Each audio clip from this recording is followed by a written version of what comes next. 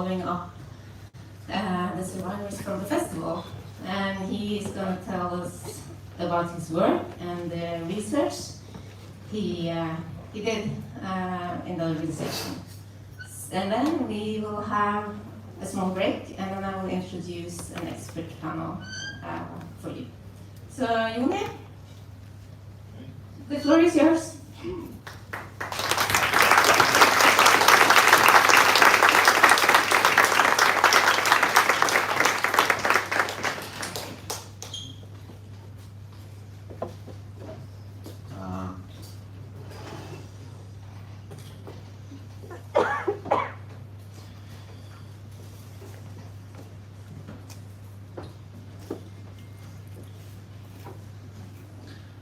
How long do I have again?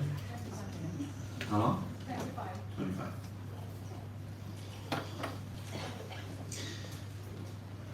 Hello, everyone. Hello. Good evening. How do you say good evening in Norwegian?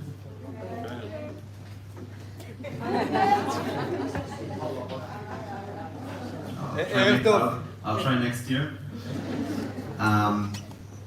Thank you for having me here. My name is Yoni Diller. Jonathan is my American name. Here I'm Yoni. So I'm 29 and I'm originally from Israel. I came here to tell you a bit about my story on October 7th. What happened on that day from my point of view in the festival. And then I'll get a bit about conclusions for my personal story.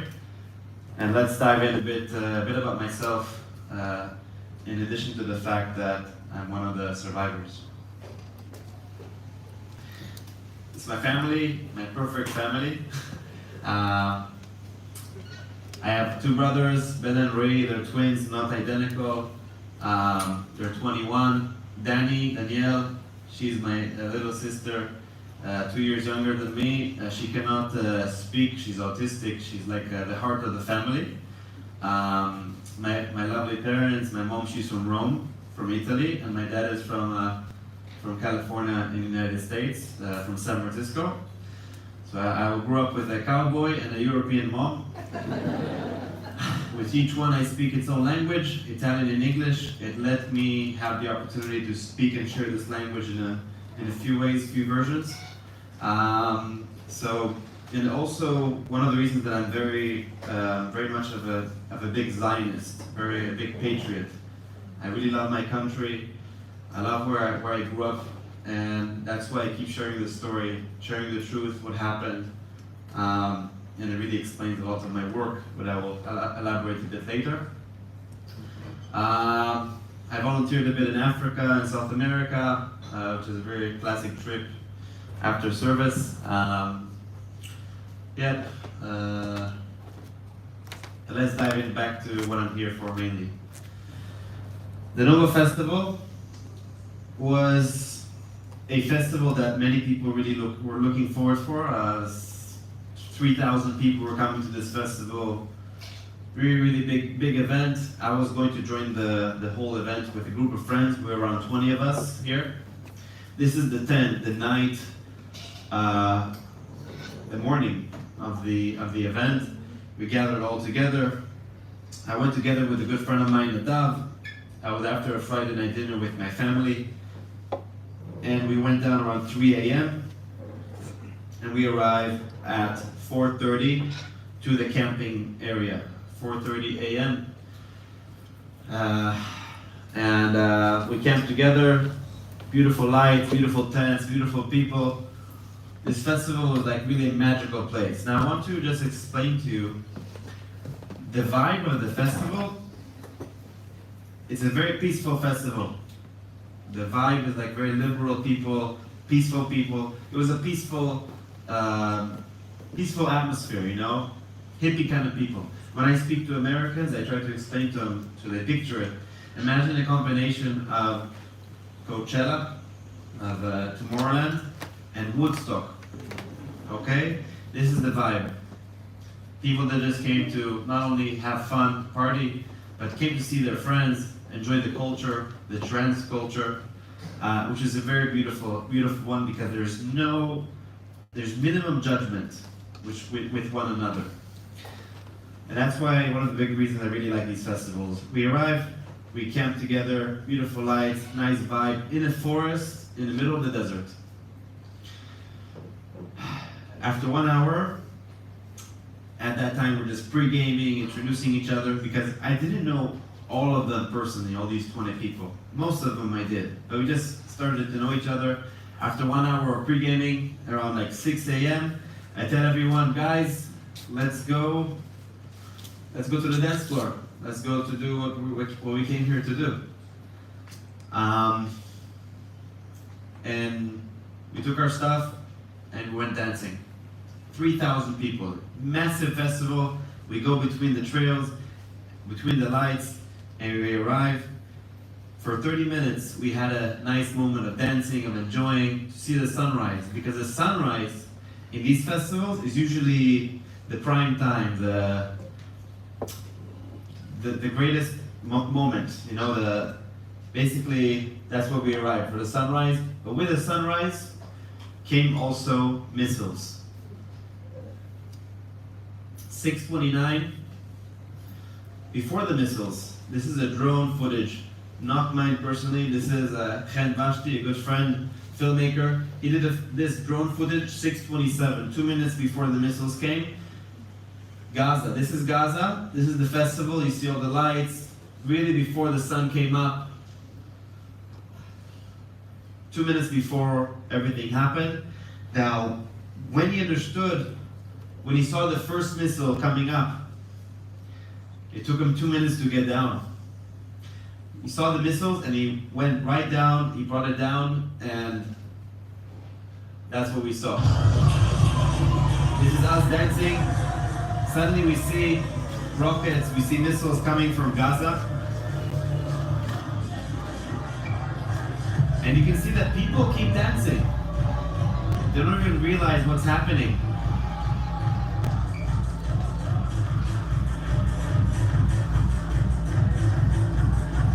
So, missile after missile coming from Gaza. We keep dancing and dancing. Now this really connects to the topic of after this lecture about psychedelics. Now imagine people at this festival, they come to enjoy their time, and you know, some are drunk, some take psychedelics, some just try to have a good, you know, that's what really makes them feel good. So they're not really aware like what's really going on. And you see missiles coming, and you don't know what to do. So after like 2 minutes, the police took the microphone, told everyone, guys, there is an attack right now in Israel. Just take your stuff and leave. Take cover. Now, because it's an open space, there's not really a place to hide. So we see the missiles, we run back to the tent, we help our friends pack up, all the lights, the chairs, everything. And we decided that it's a good idea that each one split and goes different places. In the atmosphere of this whole situation, some people are panicking, some people are not panicking. But you know, if there is something that is important for me to explain to you, that it's not the first time that we see missiles, okay, coming from Gaza. Okay, it's Israel's reality for the last years, since 2005, since you know Hamas took over. They're sending missiles to provoke us. So we know the drill. Usually it's very simple. You take cover in a shelter for 2 minutes, 2-3 minutes, and you continue your life. Unfortunately, this is the reality. So again, some were afraid, some weren't. Most of us were in panic. We go to the parking lot, we get to the car, and we get the hell out of there. Now let me show you this video so you can see a bit of the vibe of the people. People are packing their stuff. And I take a video, this is all my footage. And I said, I have nothing to lose. You see these people? And you hear the artillery? Focus on these two people here. They're just chilling on their chair, enjoying the moment, waiting for things to calm down. Now, I don't know who recognizes this girl. Now, she didn't know that 1 hour later, she would be in this situation.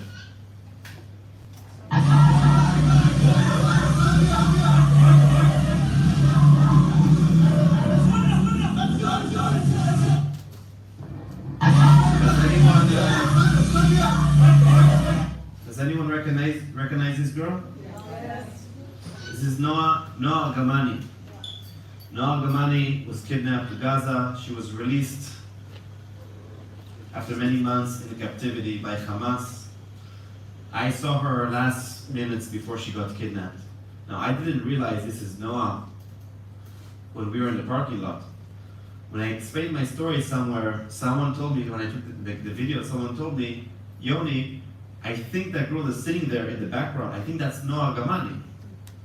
And I was like, wait, are you sure? And I zoomed in and I twisted both pictures. I put all the pictures together and it was really her. She didn't know this is gonna happen. If she knew this, she wouldn't be sitting there in a chair waiting, for things to just pass by. So we were in the parking lot and sorry. We're in the parking lot. It's around 7 a.m. already. We're going out.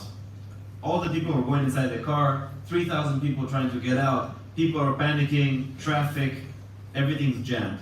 So I thought it might be a better idea to maybe take the other turn, take right instead of left.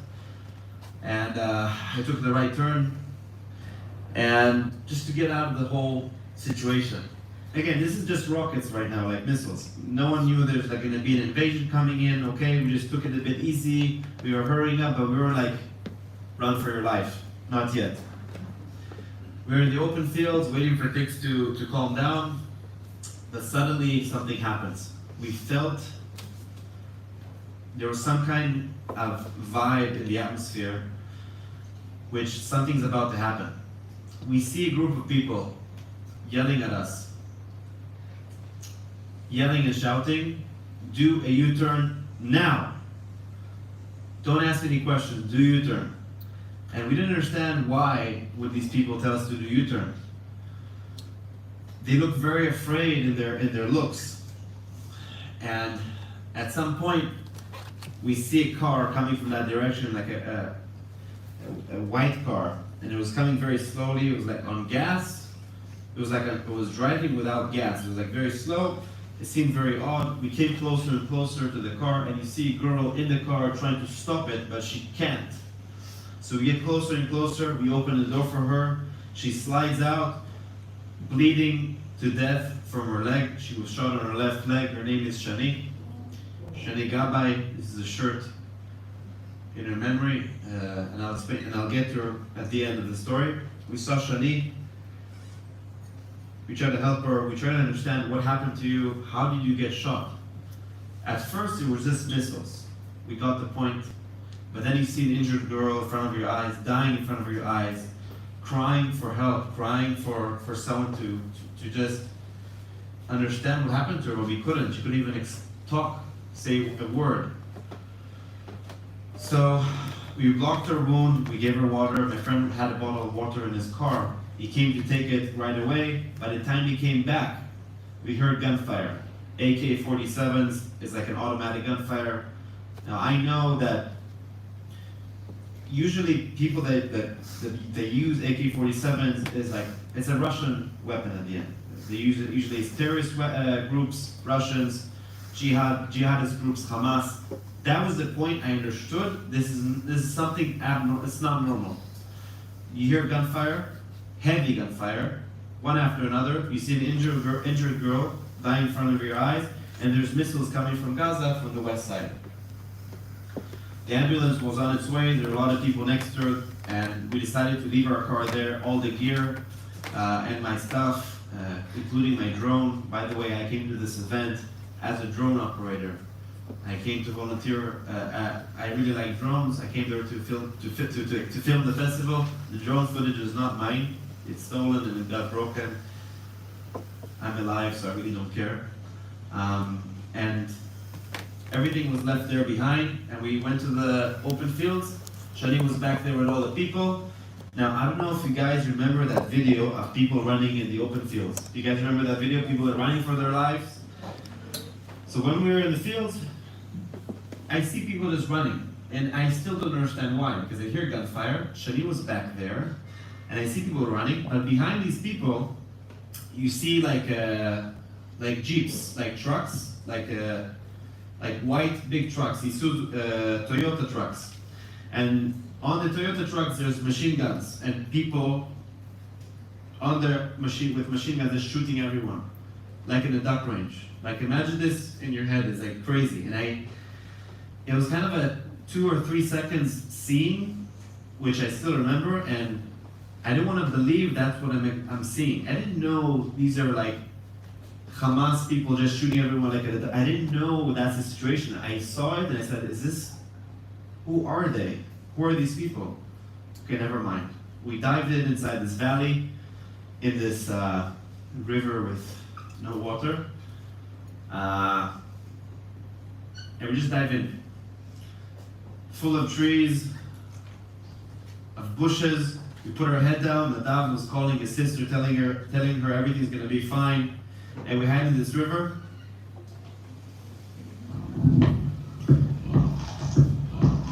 Me and another few people were there hiding under the trees, Iron Dome in the air, blocking the rockets from coming to Israel. And we're hopeless. At some point, the gunfire became stronger and stronger. As it became stronger, we got even more worried. That's when I understood that this is a matter of time, of life or death, and bullets were flying on top of our head, whistling next to our ears, and we just put our head down, and I yelled to the people next to me to put their head down as well. Now, like I said before, imagine these people tired after a long night. Some are drunk, some are drugged. They're not really aware of the situation. And I'm looking at them and they're not with me, they're not in their consciousness. And that was the best thing we could do, is tell everyone to put their head down and don't look up, because if you're too curious about these even small moments, you're just going to risk your life and probably die on the spot. So we're on the ground, and I'm with Nadav. He gets into the river, into the valley together with me, and we just take cover and we wait for things to go away. Now there's this one moment I really remember with Nadav. While they're shooting at us, and we're underground in this valley, I felt so bad that I took one of my best friends to this event with me. Like I felt this responsibility that he doesn't deserve this. I told him, I looked at him in the eye and said, Nadav, I'm sorry I brought you to this festival with me. And he looked at me in the eyes and he said, bro, it's all good, it's all fine. I'll thank you when we get out alive. And we gathered together, we shook hands, we gave like a big hug, and we started getting out of that river slowly, far away from all the noise, from all the explosions. And we go to the open fields far away, going east. East is where the sunrise was. While we're walking in the open fields, you see black smoke, white smoke in the background. Hundreds of rockets in the air. It started with dozens, it became hundreds. My girlfriend was texting me, please answer me, please answer me. It's already 9:47. We're walking for hours and hours and hours, and bombs keep coming from Gaza to Israel.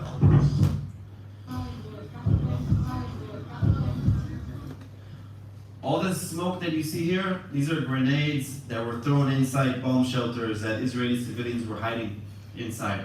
I didn't know this at that time. Well, none of us really knew what is happening. That's also one of the reasons that kind of saved us mentally to keep walking. So we kept walking, and this is what's in the background. Now, we didn't really know where we're walking exactly, but while we're in the bushes back in that valley, I opened my maps. I'm lucky that I really like maps to know where I am. I'm like a geography geek. I like to know where is each place. I see all these villages around me, like Ofakim, Sderot, and I see this one village called Patish. Very, very small village. And my intuition, my gut feeling said, let's go walk there, and might be a better option. That was quite far. When I did a distance, it was about more than 17 kilometers. We kept walking in that direction with other people with us together, including the security guards here. He has security here in his back. We kept walking and walking. Eventually, we walked for almost 5 hours, or 4.5 hours, from the event to Patish. On the way, we almost fainted because we had no water or no food. We're walking in the desert for the hottest times of the day, and people are with us together and are just clueless. They don't know what is going on. We saw Shani right here. This is where the event happened. Gaza is over there.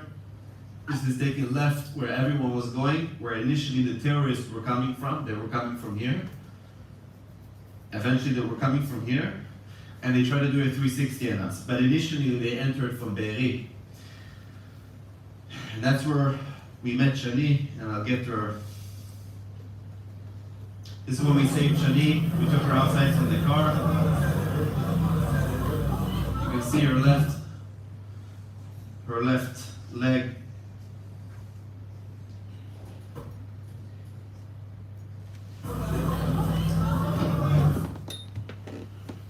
She's shot on her left leg. We couldn't really do much about it. This is Nadav's car, total loss. It was left behind. So I'll tell you a bit about Shani. Now we saw Shani at a very, very tough moment, because what happened to her that when we met her, she ran away. She initially went back. She went to Alumim. She went here. She ran away. The first ones that left the event, the whole festival, were shot dead on the spot. Okay, they left. They went with their cars. The terrorists came in from here and came in from here. They met in here, and they shot them with their rifles. And Shani and her friends, they were hiding in this bunker, in the shelters. At some point, the terrorists understood they are hiding in the shelter, so they threw grenades inside the shelter to make sure they're all dead. That was their point. Each Jew that they see can't be alive. So she came back. She managed to escape. She was shot on her leg. All her friends died on the spot. She went back to her car like a very brave woman and drove back to the festival. And that's when we saw her. After the whole event, Shani was missing for 47 days, and eventually they found her dead. She was buried together with another person because they were dead together in this ambulance. This ambulance was shot by an RPG missile of one of the Hamas terrorists.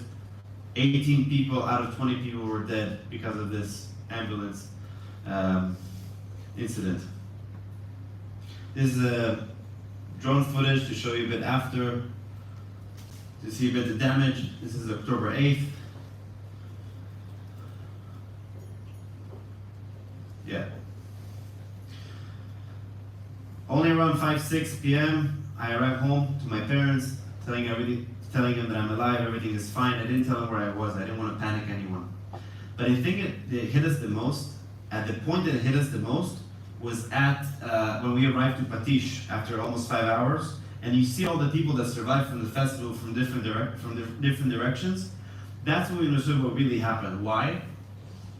Because people started exchanging stories and different points of view. One person telling me that when I asked him, how's it going? What did you see? Tell us, because no one knew anything. And we have connection on our phone, but no one wanted to even look at the news because we're so after trauma. One guy tells me that he saw his friends being killed in front of his eyes.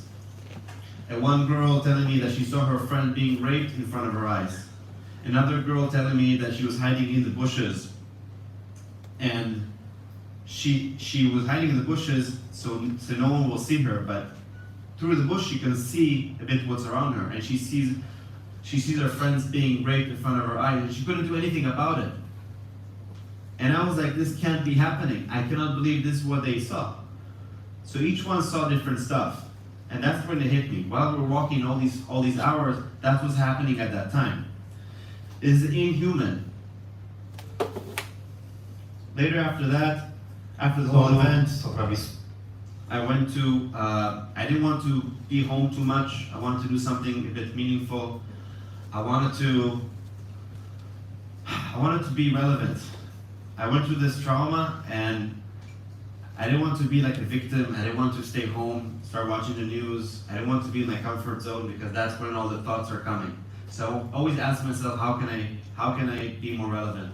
So the press of Israel, they came to interview me, and I had to share my story in 3 languages, in Italian, English, and Hebrew, to spread this story, because I felt that everyone should hear what happened. Everyone should know what happened on October 7th, because it's everyone's right to know what happened, not from the news, from the real people who survived it. In the beginning, I didn't really want to interview. I wanted like my privacy, and I don't know if you guys, sometimes press can be a bit pressful. And I wanted my peace, and at some point it really felt good. And I went from interview to interview to MSNBC, Rai Uno in Italy, Sky News, Fox News, and I kept doing it because I felt it's the right thing to do. And I took this opportunity to impact. Later on, I went to America, to all the US campuses, Harvard, MIT, Columbia, to the US Congress, to speak about what happened and bridge it to something more positive. Not only to share the story, but also talk about what should we do, how can we really, make the world a bit of a better place. This is what we went through. I have 4 friends that got murdered in this festival, together with other more than 400 people that got murdered in this festival, like in the Duck Range. Hundreds of people were kidnapped, and there's still more than 100 people kidnapped. So this opportunity kind of made me feel really good with myself. Finding meaning for me was really, really important. And I read this book called Man's Search for Meaning by Viktor Frankl. If anyone knows about the book. And it had a lot of impact on me because I felt that there is hope. If I keep doing something that kind of like improves me and the people around me, I get out of that trauma faster. And at the end, it's a matter of how you look at things. And finding meaning, you don't need like a Nova event, you don't need like a trauma to have a meaning. It's really under our nose, and we just have to really look at it and look at things in a more bigger picture, and that will really make us better people and also create a better society. And I just want to leave you with one last thought, because I have to finish now. Misinformation. When I was in America, I see people yelling and shouting that October 7th never happened. Personally, it really, really bothered me because I went there, I was there, I survived it. How can you say this didn't happen? I saw all that propaganda. Hate speech, misinformation, so much of it. It's number 2, the World Economic Forum. They had this report in 2024 saying that misinformation is number 2 threat after climate change, and it's going to pass that, especially with AI. Everyone is fed with so much news, so much content. You never know what's right, what's wrong. My job is to tell you what happened without getting into politics, without saying this was like this was like that, without any opinion. Black and white. And we just have to be really careful from where we really consume our news, consume our content, question things. Every source has an interest. We have to be smarter than that. The future, the next generation, it's just getting worse. People are becoming more isolated. There's less empathy. It's all based. The misinformation, all the bots. I've been blocked on TikTok. TikTok belongs to China. You can't see standing for Ukraine too much on TikTok, but you can find it maybe on Instagram. It's all a geopolitical interest and so many other interests. And I can give you many, many other examples because we have not much time. I can't really show that. So at the end, we all want a better future. We all want to have a better society, I guess.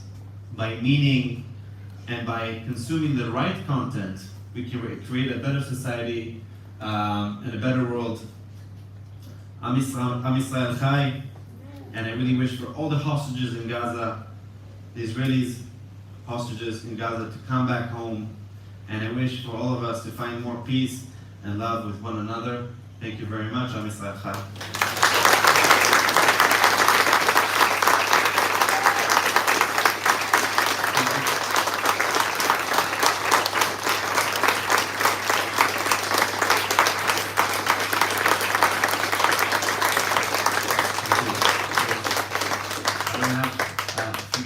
Questions, you're welcome to follow me and spread the word. If you have any personal questions, discussions, anything, you're welcome to contact me on social media, and I'll give the stage to the professor.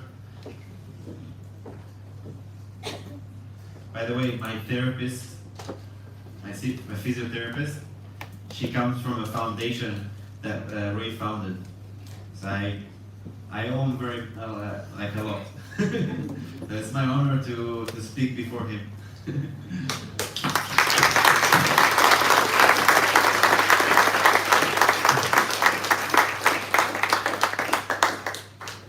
Hello everyone, I'm Salomon. Before I start, I want just to thank Yoni again, because to come up here and be so brave and to retell this difficult tale is not something to. Thank you.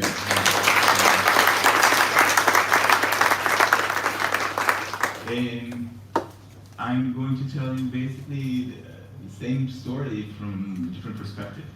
This perspective of what happened to me and how the events on October changed my life, and a little bit how we're trying to also find meaning in this and learn some things and see maybe there's something to be gained from all this tragedy.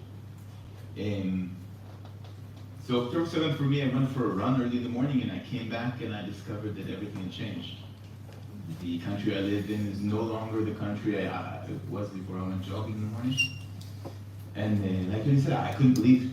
You know, you open the news and you see these trucks driving through King's Road. It was unbelievable. And I really did not know what to do. I think like many people, both in Israel and everywhere, who feel for this country, it was a crazy moment. And I called up my army unit, I said, okay, I want to come back to Miluim. They said, you know, you're 49, that's not going to happen. And for me, there was kind of an aha moment. Can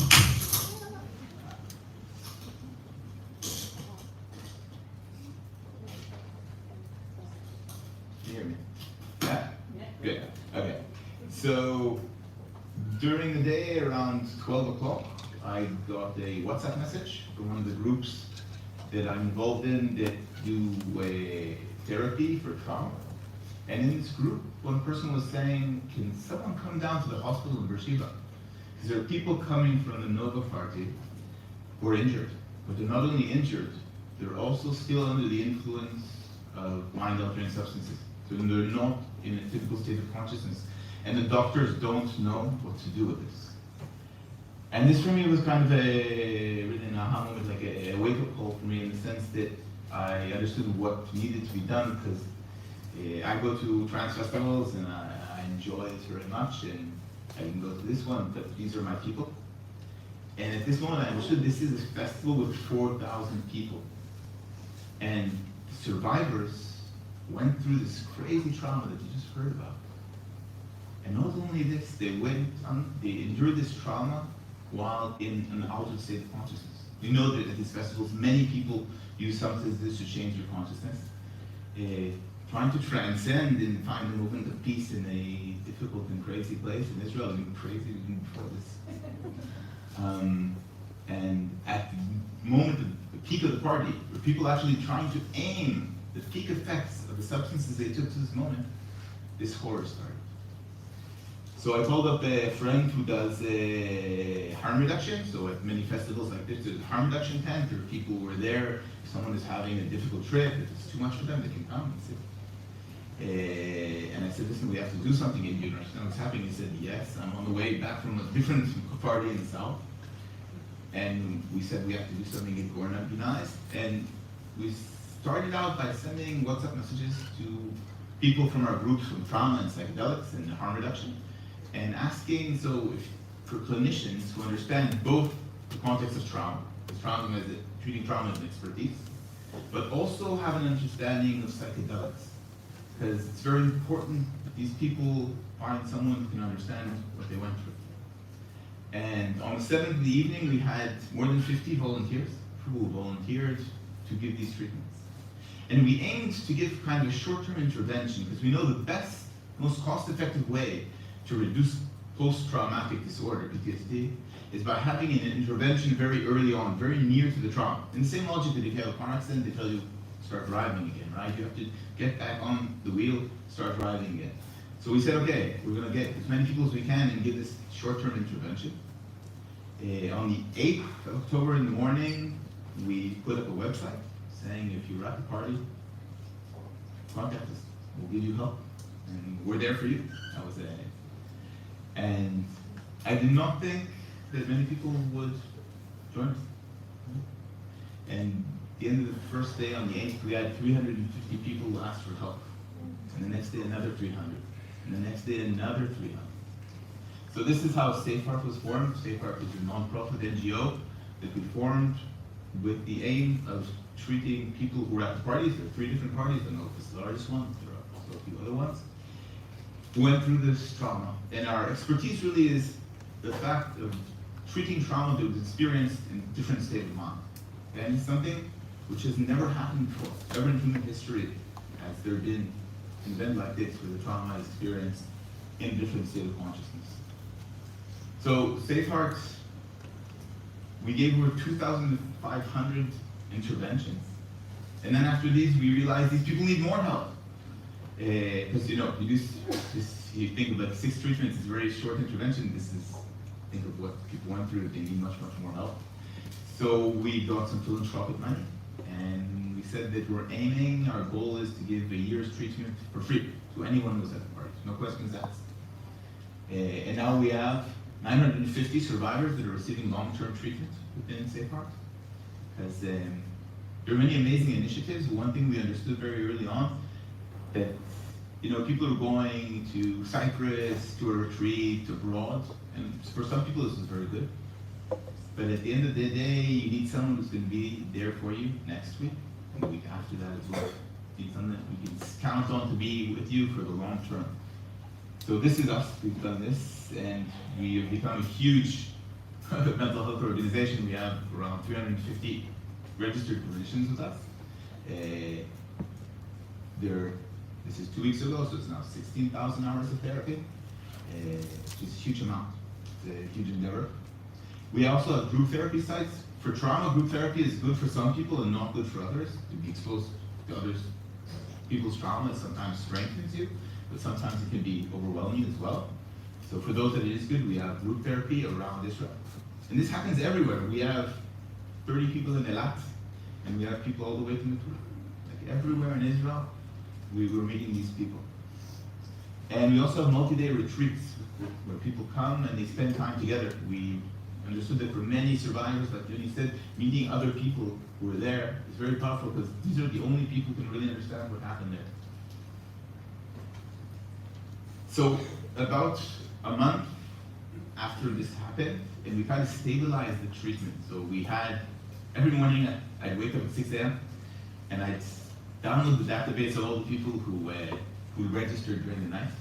And beyond registering, they could also say, we asked them, well, do you want us to know something? And I read all these stories, these terrible stories of people who lost all their friends, or really horrible stories. And then in the morning, 6:30, we start kind of matching survivors to clinicians. Where do you live? Do you want male or female clinician? And after like a month or so, we got to the point where we were only lagging 50 people behind. So we had like a bit more bandwidth. The beginning was quite crazy. And at this point, we understand that there's a huge knowledge gap. I'm a scientist by training.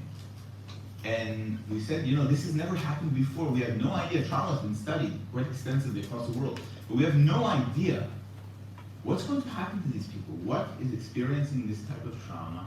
And this is the worst type of trauma. Interpersonal trauma from some like violence from another person is worse than hurricanes, natural disasters, because people lose trust in the human race.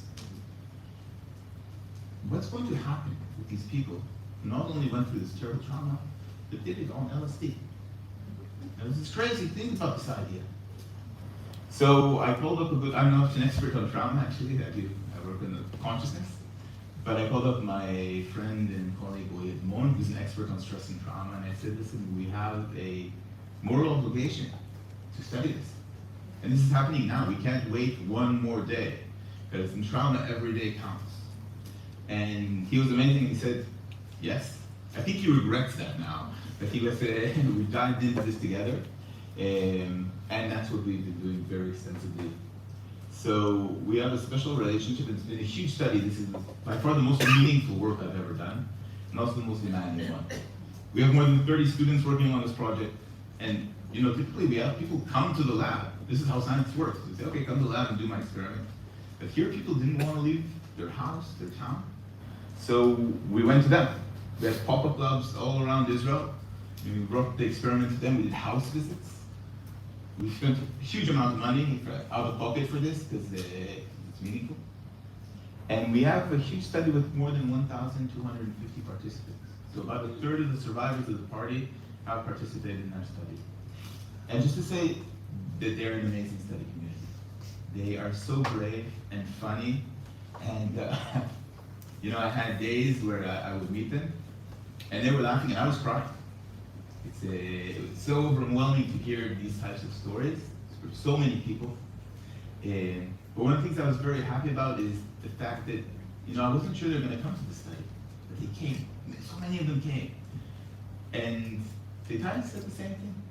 They said, we're happy that someone is actually doing this research because it validates this crazy and terrible experience they went through. They said, what we went through is crazy, and someone should study this. So I was happy because I was feeling uncomfortable of bringing traumatized people and maybe asking them questions which might make them feel uncomfortable. They're really, really amazing people, and I'm very happy to be doing the study with them, for me to study that we do with them. And another very special thing is here, because I also am in SafeHeart, I'm part of the board, and also on the science side, we have a very special relationship. So usually to change medical policy takes a really long time. On average, between something we discover in science and it goes into policy, 15 to 20 years.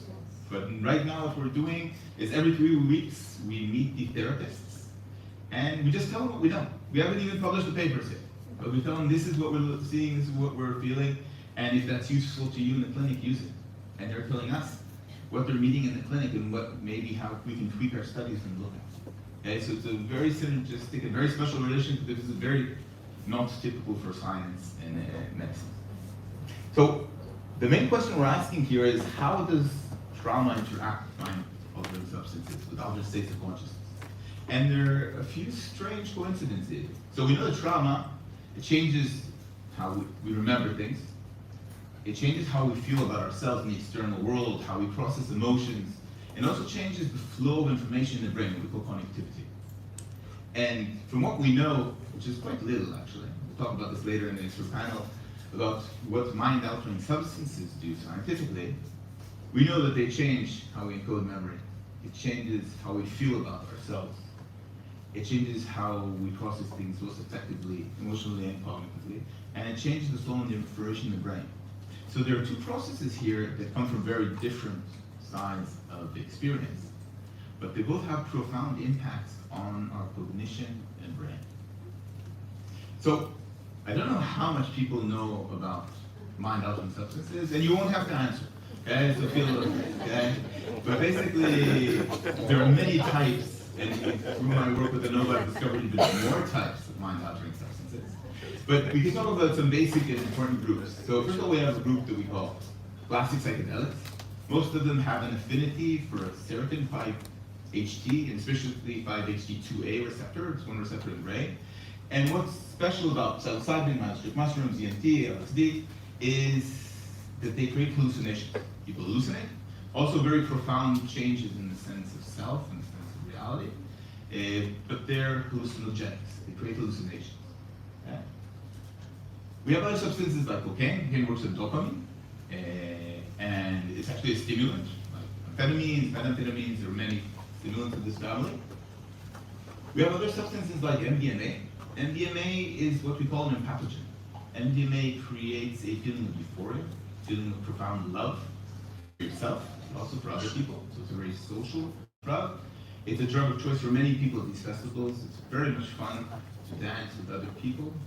And MDMA, you feel this love, you feel this togetherness, very powerful experience. And we also have other substances like ethanol. I think almost everyone, some of you are holding this in your hands right now. Alcohol, and I don't think anyone's smoking weed in here, but see weed, which have different, they can be either dissociative or sometimes they're also a bit stimulating.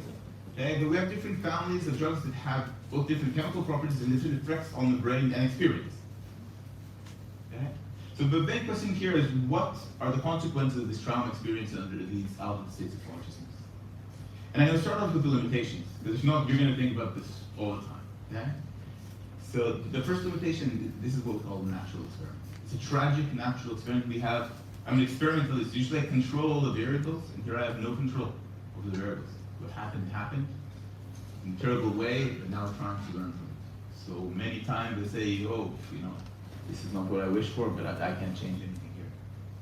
The data collection was very challenging. In the moment you'll say, well, did you also ask them? And you're right to ask that question. But we were asking people who are very deeply traumatized and with a very recent trauma to come and help us. And if we asked too many things, they wouldn't do this. And we have this balancing act between collecting very good data and also having them come. So you're going to be asking at the end, did you ask for that? And then you say, no, we didn't have the time. Most of the results I'm going to show are about the peri-traumatic period. The peri-traumatic period is the period just after the trauma, where the trauma is being processed. And we don't know yet if these people are going to have post-trauma depression. Some of them are, most of them we hope won't. Okay? But this is actually mostly about the most important part, very few months after the trauma, where it's being processed by the brain and the outcomes are not yet decided. Definitely, many people who are in worse situations did not come to the study. The people who came to the study are people who had energy to participate. And we know that we're missing out on people who have even worse symptoms. As we'll see in a second, the people who do come to the study have very serious symptoms, but we know that behind there are even people with worse symptoms that are not participating in it, remember. And finally, we have a survivor bias here. We don't know anything about the people who died there. 390 people who died at the Nova are not part of the study. This is a tragic black hole for us, both emotionally, but also we can't say anything about it. So what did we do? We have this huge cohort, which we contacted either online, we called them up. We have this huge team of people calling up the survivor and say, listen, hello, that's from SafeHeart, we're doing research, do you want to participate? And many of them agree, and then they do online or on the phone several questionnaires and some cognitive experiments, so social data from that. And of those 1,200 people, we also have a depth cohort. These are people who agreed to do more. So they came into the lab and they gave us saliva samples. And we're doing fMRI scans with them. And I'll show you a little bit of that. And critically, we also gave them sports watches for a full month. They took these sports watches home. Some of them actually took them to Thailand. They forgot to return them, and they have some watches we still have to collect in Thailand. But we have a full month of recording of heart rate, sleep, and movement, which is very, very important data, because as we'll see in a second, when you come into the lab, you can put on a brave face and say, yeah, I'm doing okay. Some people don't really think that they're doing okay, but you can't fake how your heart is beating and how you're sleeping. And I'll show you in a second, that's very indicative of how you're doing. Okay, and we also have a control group where people who were at other parties on the same weekend, but not next to Gaza, so they didn't have this problem. So, just to show you how complex this is a figure showing what people took at the party. Okay? And as you can see, they were not mindful of the fact that we were going to study this. Not very helpful, so they just took whatever they wanted. So you can see here, this is people who take hallucinogens, mainly LSD, some psilocybin, but mainly LSD. But you see, they also mix this with many, many other substances. Analysis-wise, makes things very, very different, right? So you have 132 people who just took hallucinogens, and here you have the MDMA group, it's a large group, and 152 took just MDMA, but some of them took this with stimulants or with LSD. And we even had 5 people who took everything. Okay? We call these the heroes. And it's very complex for analysis. So what we did, we used the heuristic. We said we're going to take a winner takes all approach. So if you took LSD and you smoked a joint, we're saying the LSD was probably the more potent of the two drugs to put you in the LSD group. Okay? So this is what people took at the party. We also have some other groups. People took ketamine, people took some strange drugs like dosa, which no one even knows what that is exactly. But you can see we have many people taking hallucinogens, MDMA, these are typical drugs of choice at parties like this. And we also have many people who didn't take anything. And also many people like that, and they're very good because they allow us a baseline to compare the rest of our results. Okay? So when you look at the trauma exposure, there were different levels of trauma exposure, but these people all had the highest level of trauma exposure. 100% of them were in danger of their lives. A vast majority saw people being killed or injured, lost loved ones, okay? Or saw loved ones injured. So this is the highest level in trauma, the different levels of trauma, they all underwent the highest level of trauma, you know? And when we looked at what happened during the first 3 months, during this peri-traumatic period, and we looked by the type of substance they took at the party, we found something which was quite interesting. We found that people who took MDMA at the party reported that when they came home, they felt more support. Okay? More support, not only more support than people, for instance, who took alcohol or weed, which is the light group, but even more support than people that didn't take anything at all. So it seems that MDMA, which we know has these strong pro-social effects, helped them when they came home to feel more the love that people were giving them at home. And they also reported more social interactions, and we know social interactions are very important to combat post-traumatic psychopathologies. And they even reported having better sleep quality. They even a long time after, they were still reporting they have better sleep quality. So it seems there's some snowball effect that MDMA kind of impacted how they're doing. And we also see this in the clinical state. So when you ask them how overwhelmed they feel, they reported feeling less overwhelmed than other people. And in these graphs, each dot is a person. So you can see there's a huge variety of different responses. But when we look on average, we can see that the mental distress that they report is lower than all the other groups. Okay? And they're even lower than the people here for PTSD symptoms. So our first finding, and you can kind of see this here, that this is the chance of having a favorable outcome. You can see this red dot, which is the MDMA group. For almost all the things we measured, people who took MDMA at the party seem to have this best outcome. And this is also something when we talked to them, we heard many people who were telling us that they were at the party and they were feeling less traumatized. Okay? They were feeling part of something larger. They didn't feel more connected to other people so much, but they felt that they were somehow being protected. And we've already published a preprint on this. We've got the coverage in the New York Times about this preprint, so you're welcome to read about this yourself if you want more details. Now, looking at the body, what happens in the body, basically we all have this, what we call circadian rhythm, right? We sleep at night, we wake up in the morning, we're active during the day, and then we get tired and sleep at night. And in the brain, the same systems that modulate this circadian rhythm are tightly connected to stress. And we all know that because if we wake up too early, we're kind of pissed off, right? So we were looking at how well the body is synchronized to these rhythms, which are very typical. So we have 250 people who got this for a month, and we could record this recording over 30 days with one person. Yeah, we work like no that. And when we look at sleep patterns, I'm not going to all the science you did, but we look at the consistency. How consistent is everyone's sleep? So I don't know, I end up sleeping quite consistently. Usually I sleep at night. I wake up kind of the same hour every morning. Maybe I sleep in on weekends. So this is the person who was at the Nova who has low PTSD symptoms. You can see that his sleep is quite consistent across days. They tend to sleep at the same hours. And same thing for the heartbeat. We can measure how the heartbeat, usually the heartbeat follows what we do during the day. So we're very active, we have a high heartbeat, and then a low heartbeat when we sleep. And when we looked at people, all these people were from the Nova, between people who had high symptoms and low symptoms, we can easily see here how fragmented, how variable the sleep is when you have high PTSD symptoms. Now this is not completely surprising, but if we look at the total hours they slept, it was no different. But when we look at how different it is on different days and different times, then we can actually see that it explains the level of symptoms of PTSD they have.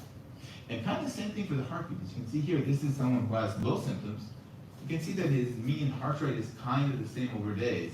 You can see how different it is for people who have high symptoms of PTSD. And that's not surprising because one of the issues is the fact that they get hyper-aroused. Okay?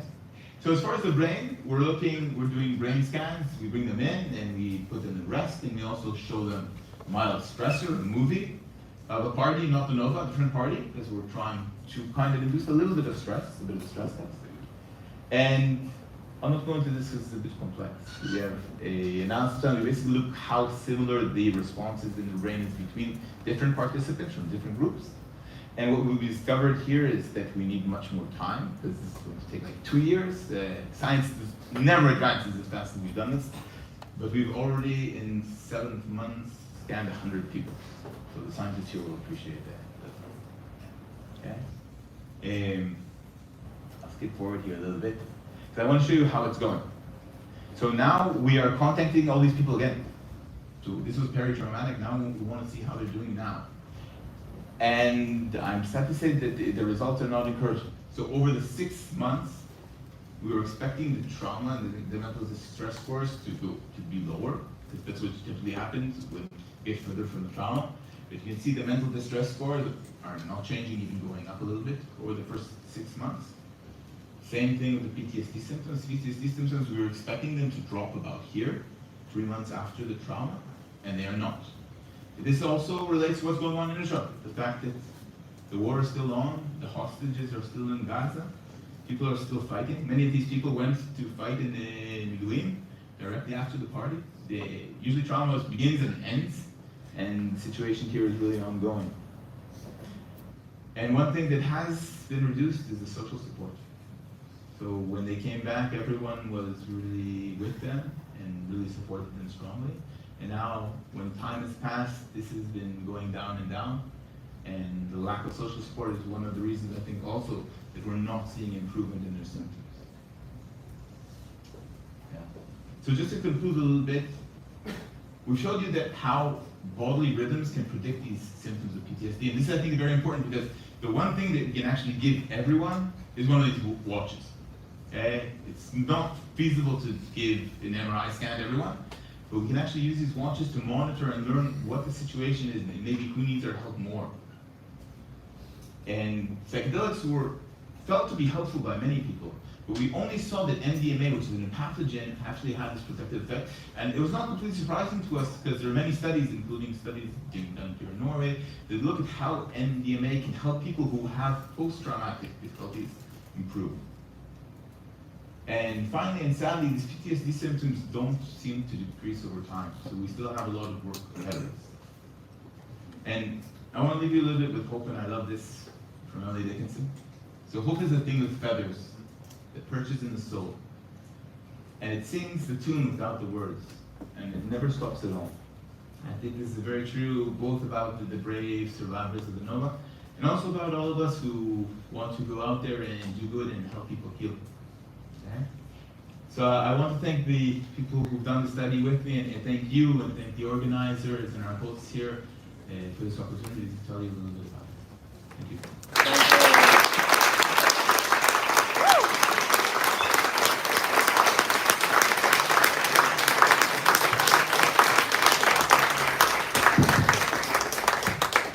Thank you, Roy, and thank you, Yoni.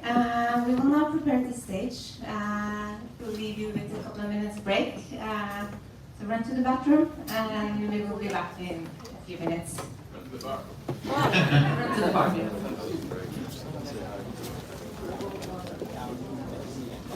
Er det noen som vil ha? Ja.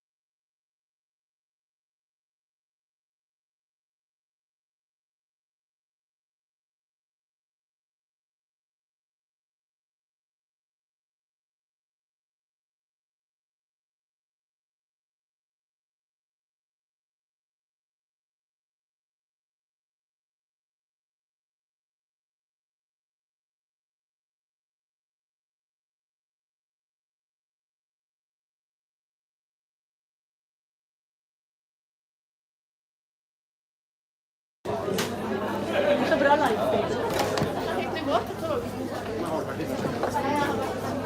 livestream.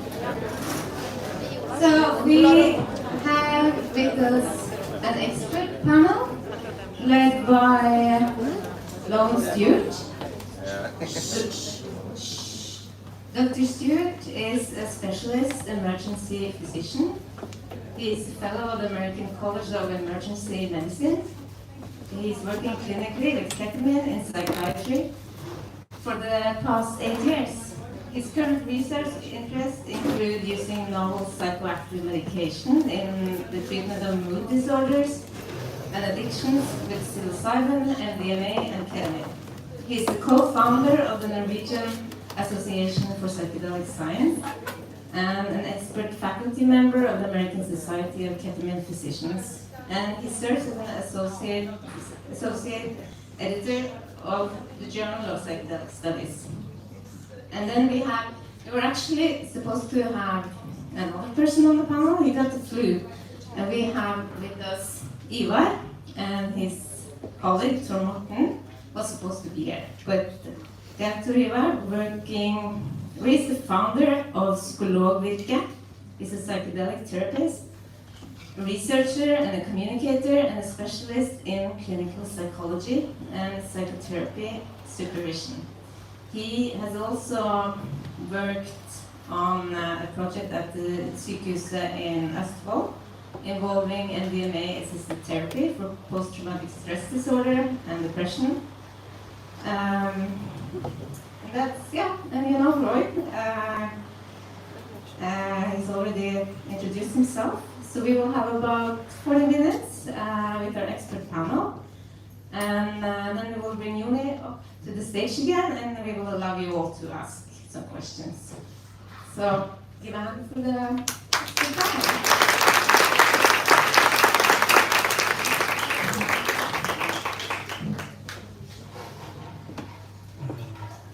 Thank you. First of all, thank you, Yoni, for sharing your story with us tonight, wherever you are. Thank you, Roy, for telling us about this really remarkable study.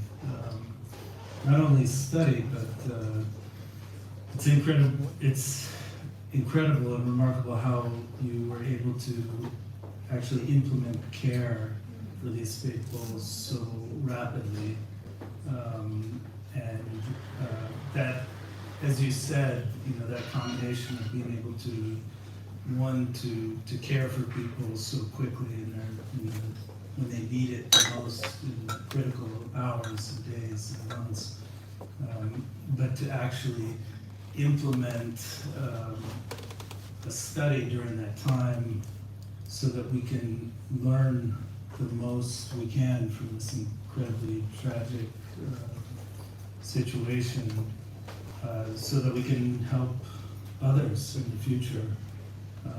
It's really remarkable what you did, and your team and everybody there.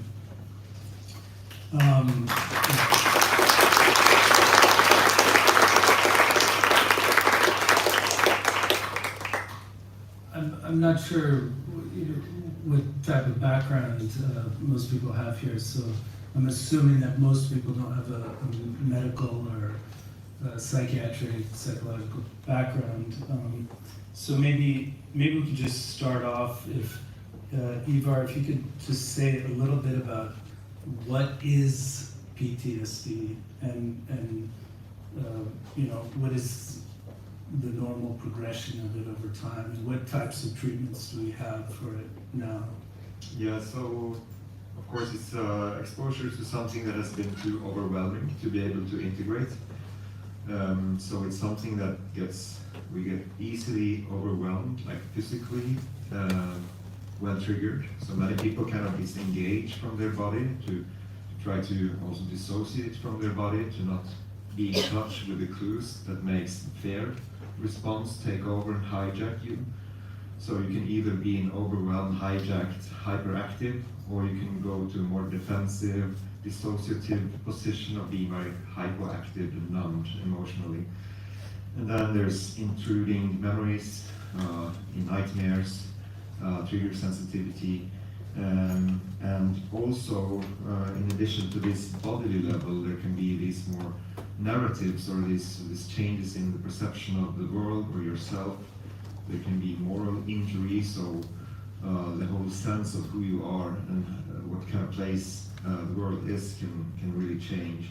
So it's both bodily symptoms and more mental, emotional states that are really hard to live with. So it's kind of the soldier that never ended war in a way. The war is ended, but inside him it's still going on. Mm. And what are the treatments that we have for it now? Yes, so there are certain pharmacological treatments with a limited effect can help some people, and there are quite a few psychological treatments. And what is the hallmark is they are exposure based, most of them. So you need to relive or go into the trauma or into the triggers and be able to withstand the emotional activation and all the disturbing experiences when you're exposed to it, and then the fear can gradually go down, and by revisiting the trauma you can also start to see it in a new way, maybe get more information in and integrate it into something that actually your body is able to react to it finally. That's kind of the goal. So it's not stuck inside you, but you can react bodily, and you can get more context and maybe stop, taking too much blame, or that this trauma is coloring all the world, that it can be something that is more something that is just a part of your experience in the past. And these therapies are effective for some people, but they are also very demanding, as one might say, or understand. I mean, trauma is per definition something that nobody in their right mind would want to enter, and then the treatment is to re-enter it. So that means a lot of people are not able to withstand this. So dropout rates from these treatments in naturalistic settings can be as much as half of people, and many people never drop into treatment because they're not able to even think about doing it. So that's one of the reasons why I think it's really important with a tool, MDMA, that can really help you to feel safer in your body and make it easier to revisit it, to integrate it, to process it, let your body work with it and place it in the past and as a limited thing, and not as something that is just haunting you all the time. Can you say a little bit about how MDMA works in the brain and how that might be helpful for PTSD? Yeah, sure. So one of the main things MDMA does is it releases a hormone that is called oxytocin. You may have heard about it. It's like the cuddle hormone. It's released when breastfeeding with body contact. In more than 20 seconds it starts to come. So there's a big flood of oxytocin in your body, and that makes you feel more cared for, like caressed almost, like really more held and safe. And also there is compassion and love connected to this feeling. So you can imagine that going into a trauma and addressing something very disturbing, and maybe you have both shame and guilt or different kinds of, in a state that is much more calm, safe, held, comforted, and with a more loving core feeling, can be very beneficial. Then you also see that the fear response is reduced. So in PTSD, it's like the amygdala, the fear center, is overactive, while it's hard to think straight. So the prefrontal areas are underactivated, and this shifts under the acute effects of MDMA. So the amygdala, the fear center, is more calm. Then you can think more straight and clear, while also being, when you're not so afraid, when you feel safe in your body, then you don't need to be defensive and avoid stuff. It's easier to go in and through it. That can be trauma, but it can also be just, other things that you are anxious about with yourself. Like most of us are afraid of being ourselves or our authentic self fully. That there are certain aspects of our needs or our personality or that we have conflicts around and that can complicate our lives, and to be able to really meet those aspects, being it the trauma or more like sides of our personalities and needs and feelings that normally is something you just bounce back from because it's too hard to go into that shame or guilt or fear. So then you can actually go into these, and then instead of judging them on beforehand, when you're moving into whatever that is, it's much easier to start to understand and accept and become more of a whole person, less anxious and more trustful and more loving towards yourself. You're not fighting different aspects of you, so conflict resolution. Then we also see one or two studies that show actually that MDMA, when you give it to mice, if the mice are together with other mice, that is, then a critical developmental period reopens. So mice is like humans, that we have certain periods where we are susceptible to changes that our peers can influence us, we can learn, and then we get more set in our manners and we stop to have that influence. So it's like we progress through a phase where development can happen, and then it's not so easy. So for example, language, there's some critical periods where it's easier to learn language, and then they close and then it's much harder. So MDMA actually reopens these critical developmental periods for social reward learning in adult mice, and that makes them more to engage in a different way to their peers. And these studies can have really important implications because even though there are a lot of trauma treatments and things happen when you're an adult, it's easier to treat it, but the really early imprints of not being a lovable person or not being safe in this world, childhood trauma, that is really some of the most hard things to really work on in psychotherapy. And early childhood trauma and imprints from very difficult relationships are underneath a lot of not only trauma diagnosis but also depression, for example, as we study now. So that's another thing, that you seem to open up the window of neuroplasticity, so the organism gets primed for trust and new learning in a new way, and maybe we can reach the deeper, earlier wounds better with MDMA. Mm-hmm. And you know that these mechanisms, it makes a lot of sense. What some of the findings that you found in your study, based on what we know about the neurobiology and psychology of MDMA. So I imagine some of the findings that you've seen were somewhat expected. Were there any unexpected findings? Yeah. So the one hypothesis we had coming into the study was about MDMA because we knew MDMA had this efficacy in helping people come out of trauma. So we thought it might have this protective effect. This is actually the only clear hypothesis we had coming in. And I was quite sure that two things would be impacted, things that didn't fan out. And one is that they would feel that actually during the event, they were more supportive. Like while running away, many people were alone with their friends or with random people. And I thought that would be very important, because if you don't feel alone through an experience like this, then you're probably going to be better off. And that didn't actually fan out statistically. However, now we sent this paper to review, and the reviewers asked us to kind of break these groups apart further. So we're kind of seeing that, the alcohol and the marijuana seem to have a kind of detrimental effect. They make things worse. So I said, what happens if we look at the MDMA without the other drugs? So we took what we call a clean group. People just took MDMA. And then it turns out the effects are even much, much stronger. So if you take off the effect of the other drugs that people mixed in, then all of a sudden you see that even during the event they felt less alone, the social support was even stronger, and the effects we're seeing here were even stronger actually in large group of people who only took MDMA. Another thing that I was sure would be lessened is the sense of guilt.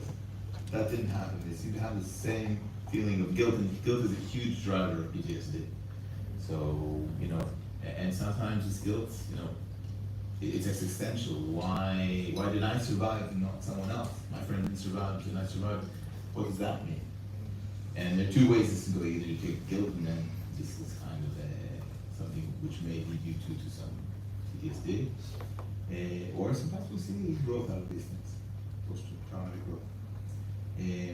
But I think the pro-social effect is very important, but also this is something we're not able to collect empirically, but in their stories, many people, I'll recount one story because they agreed for me to tell this. There was one person who was hiding in the bushes, and people were getting shot around him. And at some point he said, all of a sudden I saw a bird. And I felt empathy for this bird. Why does this bird have to suffer from the human beings doing all this? And this is not a fight or flight kind of response. This person was in a different state of mind where he had empathy even for an animal, beyond himself. He was not just worrying about his own survival. So I think this is very important. I think many of them felt the events to be less traumatic because they were in a different state of consciousness.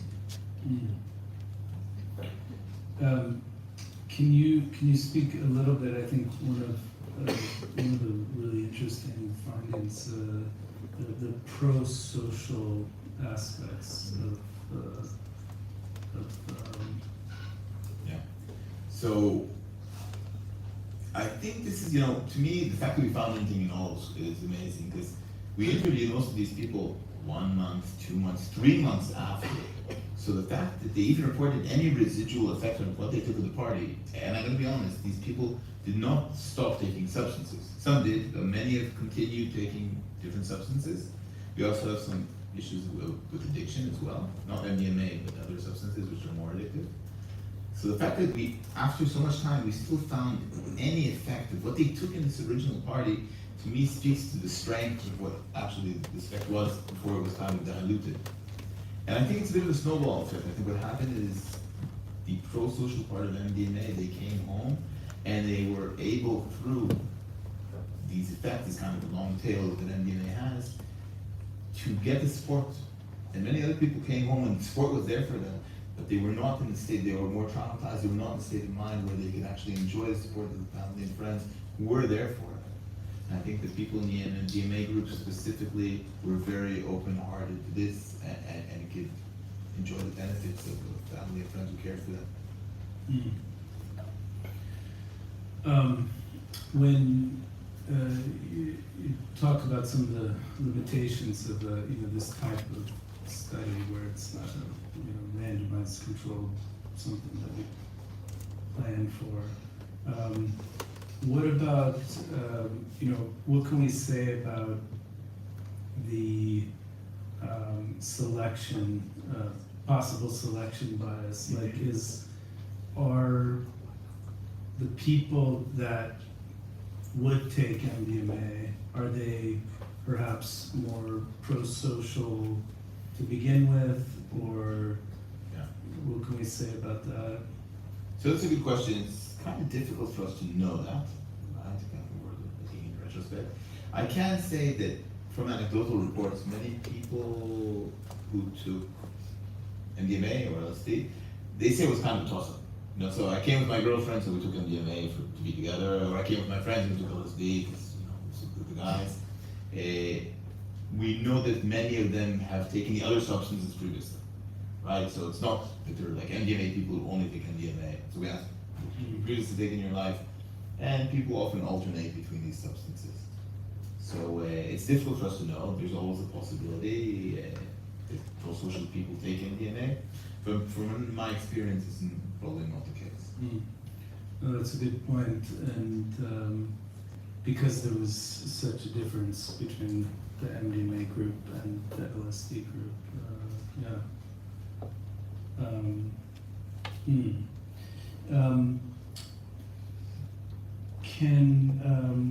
Ivar,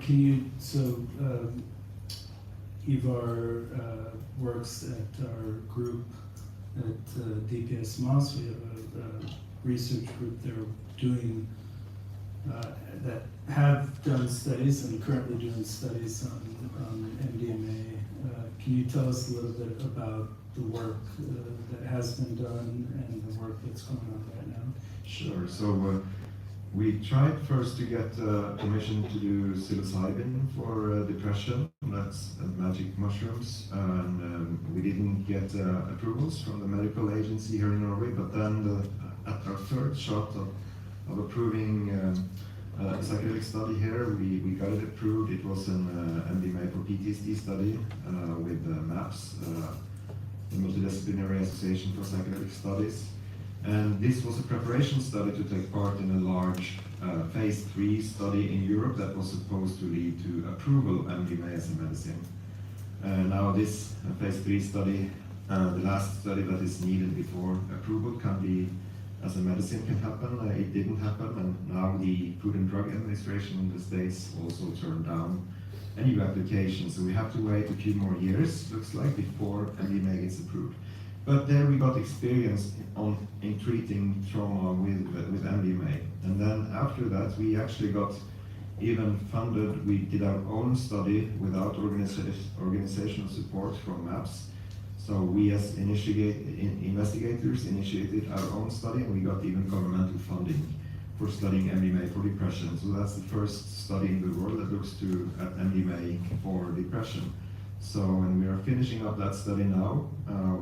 We have very intriguing results. It's a small study, but it's enough to build. So now we are applying for a new study, also treating depression in a group format now, to be able to scale the accessibility more.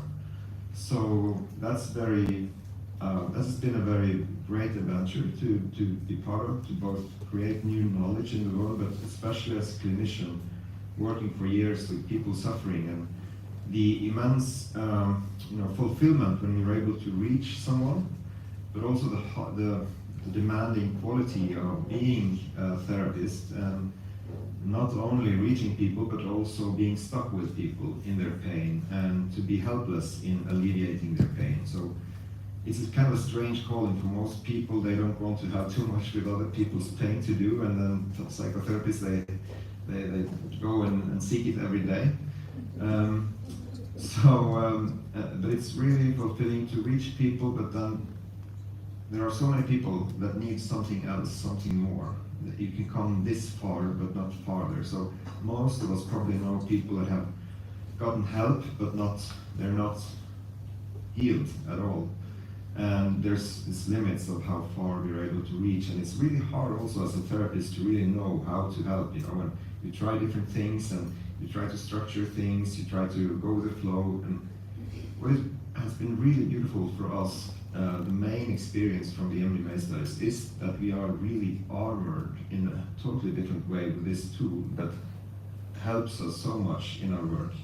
So the thinking in the therapy tradition that we apply is more of, you as a therapist, you're not supposed to operate on the patient, or you're not the main source of the healing.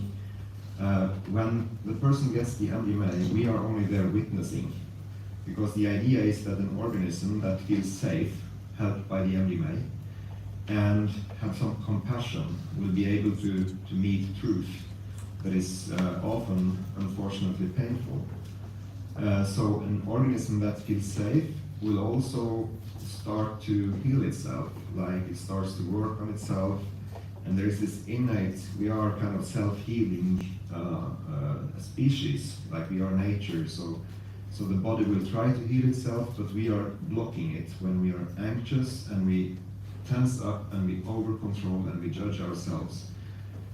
And then it's hard to let the therapist in. It's hard to let go of those defenses and that tensing, and to be really open and free. So what we see is that the stress on us as experts is much lowered, and we can just be there. We have trust in the patient, we have compassion for the patient, and we are there as real people. And when trust and compassion comes from the outside, from the therapist, and trust and compassion comes from the inside with the help of the medicine, then a totally different process occurs. So we are just sitting there waiting for the effect of the medicine. The person is lying there on the couch, often with eye masks and music on their ears, totally immersed in their inner process. Then we can start to see the body start to shiver a little bit. and me and my co-therapist, we're just like looking at each other and now it's happening. This is good stuff, and excited to see how this process will unfold. And then maybe some of the best lectures in clinical psychology I've ever heard was from patients being inside, as we say, on MDMA. Maybe the body was shivering, and after the shivering, some strong feelings, maybe some grief or some, maybe some impulses that under the trauma they had needed to do to protect themselves or to run away or to push the offender off. They are doing that, so they're kind of in a reliving and they are pushing off. And you don't need to, as without MDMA, to really push people and structure the session to make a plan and to really try to keep them towards your trauma, even though they are almost dissociating or it's so hard for them. Now, it can be really hard, it's hard work, but it is happening more or less by itself. They need support sometimes and some guiding, but it's totally an inner process. And we are stunned by the intelligence of the organism, how people are able to just move through trauma in the body, but also sitting up after an hour and telling us about their new understanding of themselves, of the trauma, of the dynamics of the mind. So in one study, a participant said, people that haven't taken this stuff won't understand. You can read yourself like an open book. So it really gives a deep access to the unconscious.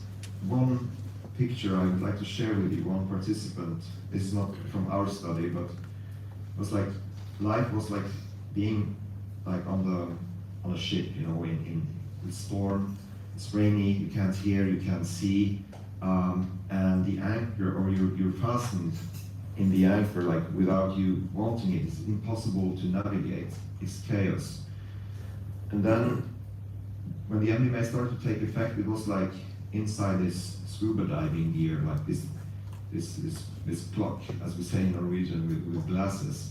And the person felt it was synced underneath the water and in total stillness and silence, and suddenly could see clearly. And went through down the anchor chain and could see just different aspects of life, what has led up to the current situation, like incredible links of how early things led to later things, led to this, into this trauma. And then the way the person had dealt with the trauma was very much also affected by these early experiences. And it was totally possible to see through these illusions that had kind of established themselves through their learning history about who they were, who they were and stuff. So this was a really huge experience of seeing oneself in a totally new light. Some people can say it's like being your best and highest self, reaching and helping your lowest self. So this is not to say that I used to say that it's not a magic pill. However, several participants in our study had said this was magic. So what I say now is that it takes more than a little magic here and there to heal very deep wounds, but it certainly helps. And for us to witness and be part of these processes that go so deep and heal so deeply, and when you heal a person, you heal a family. It's really something that we're very grateful of, and it's good to be able to speak about it. Mm-hmm. Yeah. So, if I can ask you about the psychedelic group is going to be a separate study. Well, reviewers asked us to put that in. Ours is going to be the same study. Yeah. Okay. Yeah. So the psychedelic group for us, actually, as a scientist, but also as someone who I didn't know what to expect. So within the world of psychedelics, there is kind of the one main rule is the idea of set and setting. Set is what we bring from within, what kind of person, what my experiences are, what my history is. And setting is where this experience, psychedelic experience unfolds. Am I at home? Am I at a party? And we know that's very, very important, but clearly this was the worst setting ever imaginable to do psychedelics. So the idea would say that maybe psychedelics done in such an unsafe setting would have very, very bad effect, so we didn't really know. But now we opened this data and we can see within the psychedelic group, first of all, something very interesting, many of them felt that this was helpful. So we asked them, did you feel what you took at the party helped you or hindered you in surviving? And psychedelic group have a very strong sensation that they helped them. However, we're not seeing these protective effects that we see for MDMA. So neither in their clinical state or in social support. In fact, some of them are actually doing a little bit worse. There's also something else we should probably address here, is that for the adrenaline, which kicked in, so we asked people how strong was the psychedelic fit just before the attack started and just after. And for almost all groups, there was a strong decline. Many people, the adrenaline rush allowed them to kind of refocus and do what they needed to do to escape, except for the psychedelic group. Psychedelic group on average, there was no decrease in the strength of the effects of the substance. And in fact, some people actually showed an increase. So I think this is difficult. But I'll tell one story I think was very touching from a guy called Uli, who's become a friend. And he was a survivor, and he took LSD and he was very confused. He was having a really difficult time in finding his way out, and a friend dragged him into a car and they tried to escape, and the car got shot up and his friend was killed. And he was lying on the ground, and the terrorists were coming and making sure people were dead. So they were calling for each one and shooting each person. And he was lying there, and all of a sudden he felt that the ground was engulfing him, and he was becoming one with the ground. And these are things that sometimes people feel on LSD. And he felt that Mother Earth was telling him exactly when this moment was to hold his breath. And the terrorist thought he was dead and not shooting this, and how he survived. And for him, this was a mystical experience that he had. And that's what he's taking into his healing, with this feeling that he was protected. And despite the fact he was confused, but at the end, he was protected. Yeah, no, I'm really interested to see what happens with the work there. I mean, classic psychedelics have this, what they share with the MDMA, this stimulation of neuroplasticity that you would think might have a protective effect. On the other hand, this, consciousness amplifying, strengthening of that set and setting that obviously could have not necessarily positive effects or mixed. I know we're running short on time, but I feel like we just started this conversation. I don't want to talk for a long time. Can we just really quick, just if I could ask both of you as a final question, could you comment on the U.S. FDA just turned down the application of MDMA for the treatment of PTSD. Can you each just briefly comment on that? Yeah, so it was a very disappointing decision for many of us that has been working in the field for a few years.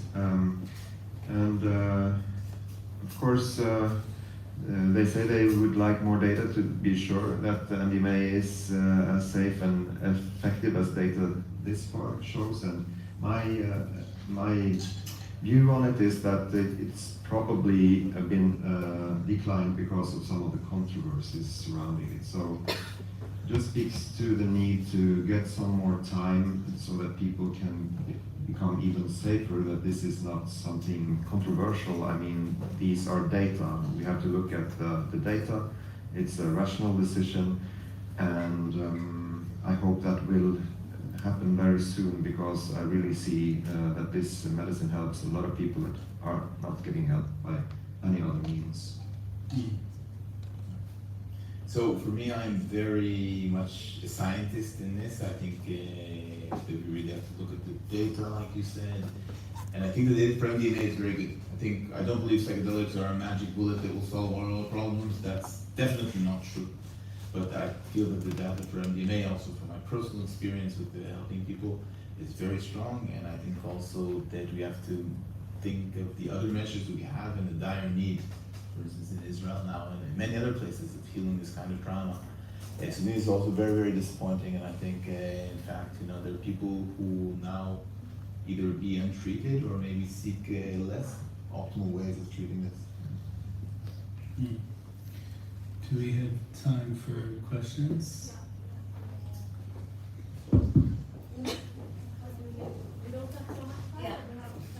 We have about 10 minutes for questions, and I could probably listen to this conversation for hours and hours. It was super interesting. But I'm not going to talk anymore. If anyone has any questions, short questions, and questions on the topic we discussed tonight. Yes? Yes, it's me.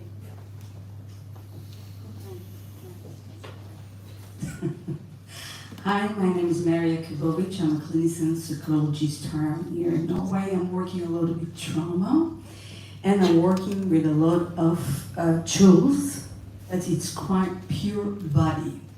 You named something very interesting. When they had this psychedelic, and suddenly you see the shelving. Do you know what is shelving? This shelving is shivering. Sorry, I'm Yes. mixing the Norwegian and the, sorry, I'm leaving you for quite long. Do you know what is this? It's the mechanism that you have in the body, right? So somewhere this psychedelic MDMA, which I discovered actually, give a stimulation to the body to get the shelving. And here I understood that they also listen to music at the same time. They don't use their view, but they have just in the time. So they use some, the senses. The senses is hearing, and the senses of the MDMA, and then the mechanism comes, right? So now, I'm using tools that no psychologistic things needs. It's called tension releasing exercises. Do you know about it? Yes. All right, thank you. That's what I wanted first. And they said, so you know that this theory, it's stimulated this mechanism, right? That come to the same effect that people feel this relief, this really good feelings to be more secure, and of course it's something to do with an upfelling with psychology this time, right? That I just wanted to ask, because it's very important to understand that a lot for trauma, there are some tools, but in our field, Yes. nobody take in consideration Peter Levine. And that's it. That's what I wanted to So I know. just wanted to comment briefly Yes. that Peter Levine actually just came out with a new memoir where he actually gives MDMA a lot of credit for developing his method. Yes, but his theory also, and Yeah. if I can just get in contact, just to explain that there's so many things, havening, so many things There are very that many can things. be integrated and do things to help those people. Because Yes. the people that come to me, they did several oral run for years just to discover that everything is in the body. Yes. Yes. That's what I wanted to say. Thank you. Thank you. Thank you. And we have one question over here. My name is Michael Bazilovic. I found this extremely interesting, mind-boggling, all of it, and your testimony. I have two quick questions. One is, why does the US approval have impact on studies in Norway and in Israel? The second is, I know that there have been studies through the years treating nightmares with lucid dreaming techniques. Is that still being used in any way, and does it impact on these kind of studies? So I think the main setback is that many things in Israel, the Israeli Health Administration often follows the FDA rulings. So there was that if the FDA would approve, it would be an approved as a treatment in Israel. And now that's not happening. So this is a setback as far as our ability to treat many. I can tell you that our waiting list for the studies is over 1,500 people. They're waiting. This is the waiting list. And now we can't treat them. And regarding the second thing, I work a little bit with lucid dreams, but I don't think this relates so much to what we're looking at here. Yeah, I would just comment on the same thing in Norway. I mean, we have the European Medicines Agency, which each individual country approves a drug, but we usually follow what the European Medicines Agency approves. But the approval in the United States would have greased the wheels significantly. And that lack of approval makes it a little more difficult for us. Yeah. Thank you. I'm sorry we have to wrap it up now. There's a bar upstairs. You're welcome to join us for a drink. And give a big applause to our...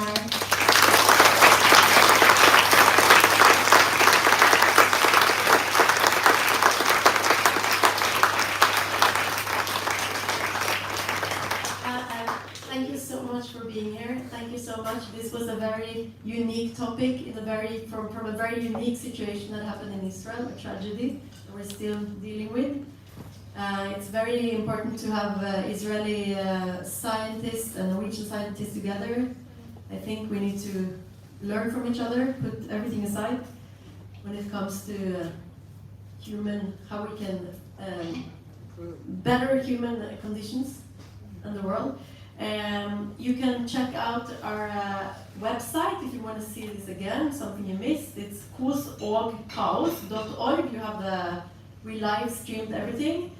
You can become a member of organizations. We're going to roll out a whole program of these type of things, not necessarily this subject, but many different things.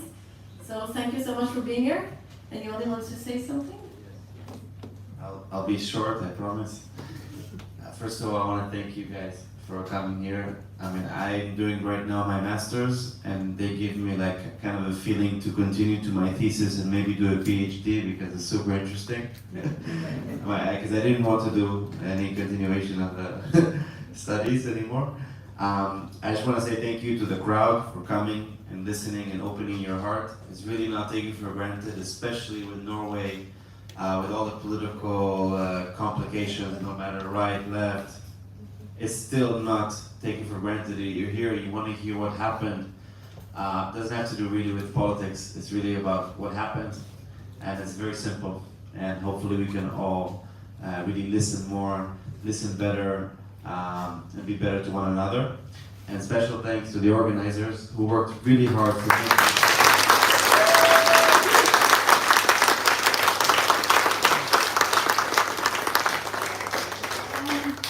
We have a small gift for you as a thank you. So this is a very Scandinavian thing. Louisa, want to say something about it? Yeah. Like as we know, Israel is still going through a big trauma. You can support Roy. He's going to tell you where.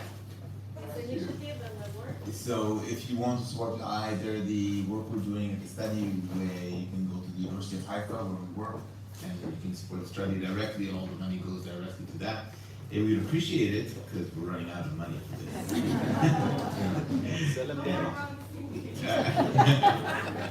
Thank you very much.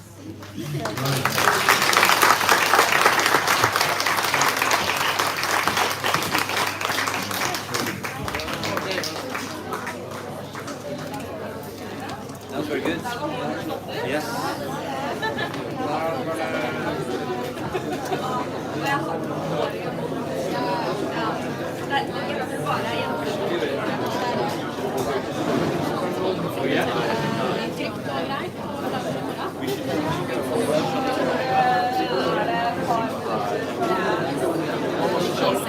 Jeg skal bare høre meg bak hvis han vil opp og ta seg et par drinker, så gjøre et eller annet. Så bare gi meg et litt.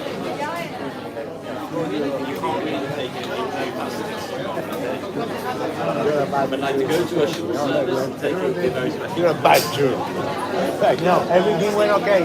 Running. Like a sense of community. He says, Lord, that. We should maybe try a regular Shabbos. We sat there for Thursday like this. Don't bring the kids. Don't bring the kids. Okay,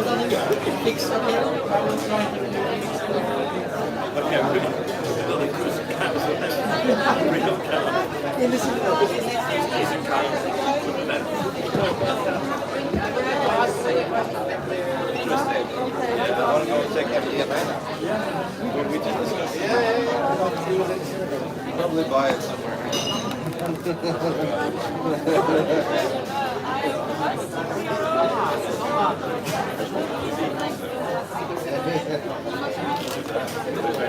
Hva skal du? Skal du ta en drink? I can see and you put too much on. Ja. Får vise deg skikkelig drivjern. Ja, veldig bra. Imponerende. Vi ses. Ja, vi ses. Vi snakkes. Det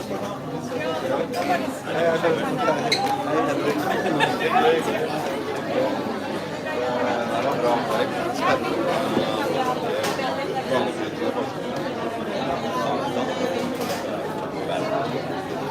Ja, det blir spennende.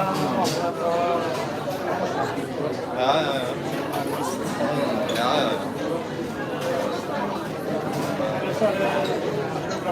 Ja, det gjør det.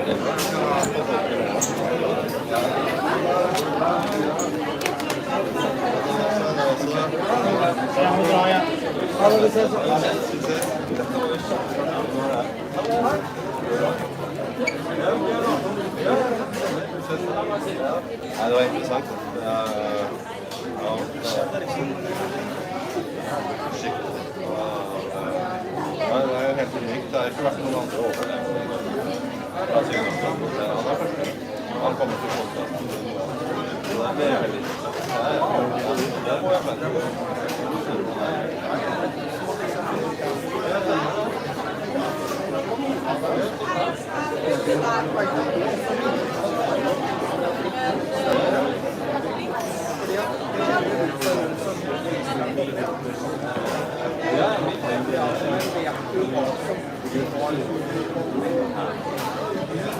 Hver gang du ser kolla dyra, så ser man ja, dette er kun for han da også var det bedre. Men folk har en reguløs mulighet. Du kan aldri snakke om mulighetene du skal aldri ta det igjen. Og da blir det sånn at hvis Kristelig Folkeparti bevilger 100 millioner for å spille på noen, så sier de i departementet at vi må gi til administrasjonen og muligheter. Det er ikke mange som går rundt og tenker at vi kan sekundære organisasjoner. Så han er jo en hans menighet. Vi skjønner ikke så godt i største. Det mener vi er galt. Og det er ikke noe galt i det, men veldig mange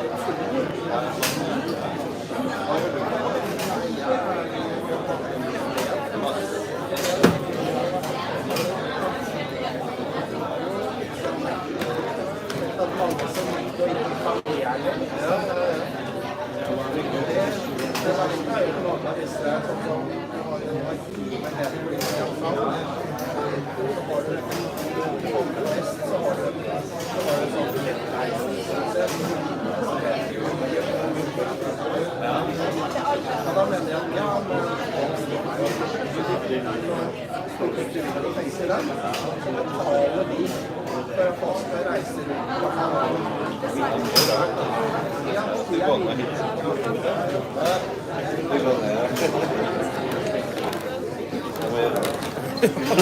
Kan du si det sånn?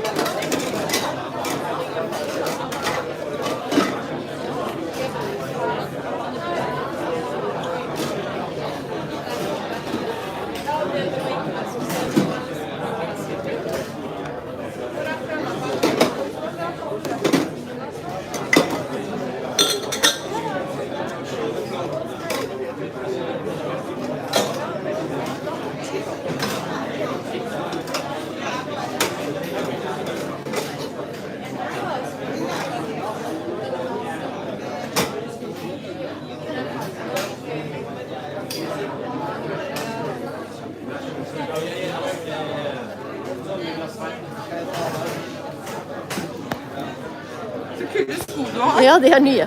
Kjøpte fra en... Det må slå her, så ikke noen hører meg si. Jeg kjøpte fra en dame